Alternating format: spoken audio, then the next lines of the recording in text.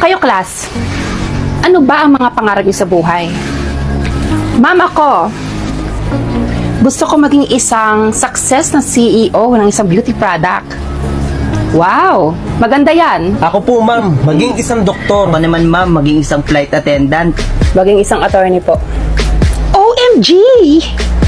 Bagay na bagay sa'yo maging attorney. Shh! Tumahimik, Teya. Ganyan ba dapat ang ikinikilis mo dito sa eskwelahan? Sorry po, ma'am. Ikaw, Kim, ano ang pangarap mo sa buhay? Ma'am, maging isang model po. Ano? Model? Baka naman tulog ka pa. Kung sampalin nyo nga yan, baka nananaginip pa yan. Sobra ka naman. Sinabi ng tumahimik, Teya. Isa pa, palalabasin na kita sa klase ko.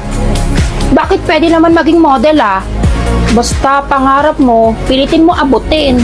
At hindi lahat ng pangarap, kahit pilitin mo abutin, maaabot mo. Alam mo na yan sa sarili mo. Dahil ba ganito yung mukha ko? Oo. Ano pa nga ba? Pag pangarap nyo, pangarap nyo.